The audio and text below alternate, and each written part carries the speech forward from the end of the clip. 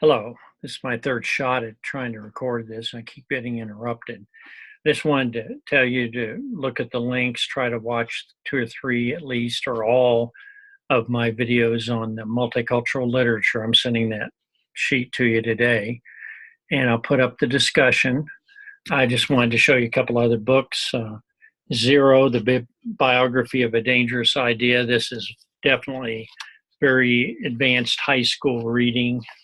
People are interested in that or college level, but it's great for students that love to read about concept of zero and how it evolved. The Joy of Pi is a good one. This is a lower level book, but still definitely a high school read. Advanced middle school could read it. All kinds of stuff about the concept of pi, 3.14 and for on forever, goes on forever. So I just want you to think about when you're looking at books, if you have any questions. I want to mention a place called Arte Publico, ARTE dash dot PUBLICO, University of Houston Books. In Arte Publico is the name of it. And that's a publishing house, and they have tons of Hispanic books. You can find other kinds of books, and I sent you links for books of different levels and different subject areas. And then certainly you have my books that you have the video on, you can watch, and they talk about different groups. So if you see a book there and you can't find on Google, give me an email and I'll locate it for you. I would like to also emphasize that, when you're choosing, you obviously don't have a lot of money in schools to buy books. And even though I bought a lot of books myself, I know most people don't or can't afford to do that very much. And I've got a lot of stuff, but I haven't got 1/10 of what I could have. So think about how you want to use the books. Do you want to mainly just do additive, when it talks about the different approaches to multicultural teaching? If you have a group in your school, like a certain group that you really are want to build a positive relationship and bridges in the school, you can usually find books about that group. Even the Hmong, that's spelled Hmong, those are tribal people from Laos that came to the United States, concentrated in North Carolina and Minnesota mainly, and also in Lincoln area. And the Hmong were people that lived in the mountains of Laos. They're not Laotians. They helped us in the Vietnam War. New Faces on Main Street talks about that in my video. But they're very rural people, country people that lived in mountains. So they really didn't know anything about modern culture, didn't have a written language for a very long time. So if you had Hmong students, you can always look up stuff online, obviously. There's sites that talk about all the cultures.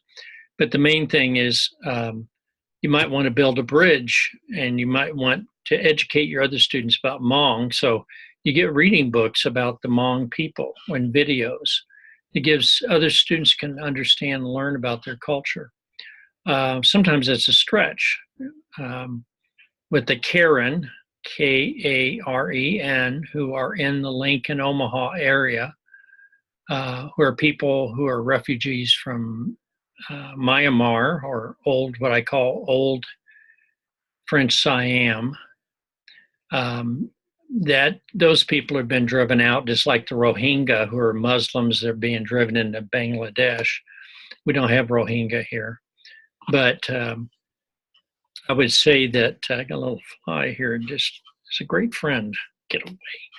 Anyhow, I would say that you have to really scramble to find material. But reading books are good. Kids can take them home, and it can have an impact. Maybe their parents will read them. So think ahead when you get books and think how they can be used in a lot of ways.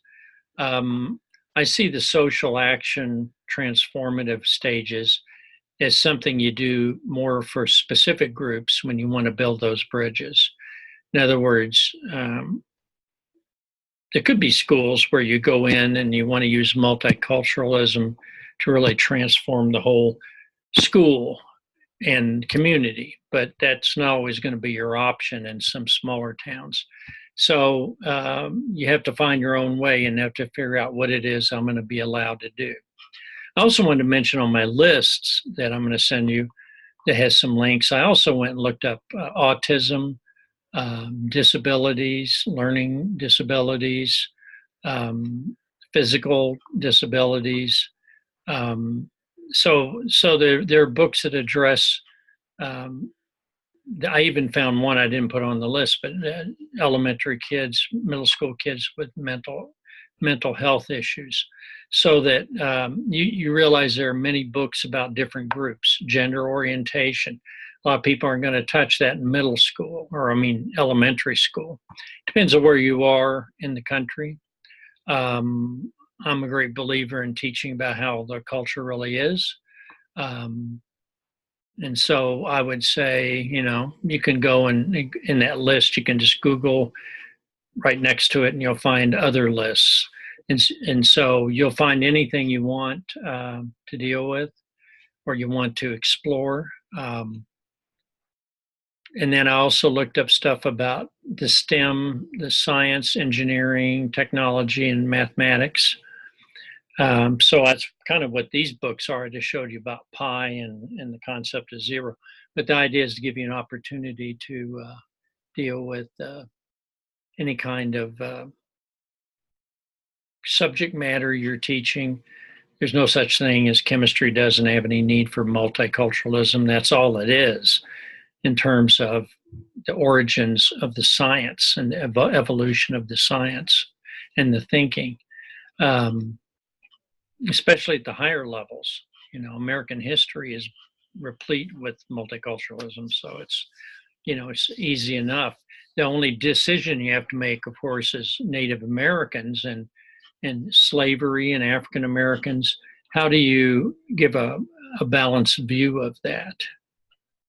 And by balanced, I don't mean telling how the poor slaveholders had a rough job and having to keep slaves, because we've moved past that. We don't do that. That's not the argument anymore. So or women's rights and things like that.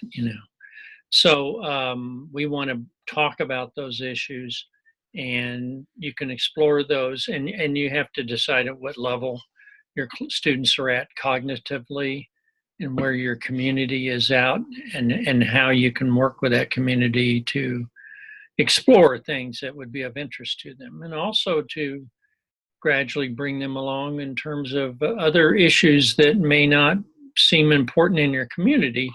But the fact is that most people are not going to stay in whatever town they're in. They're going to be mobile in this society.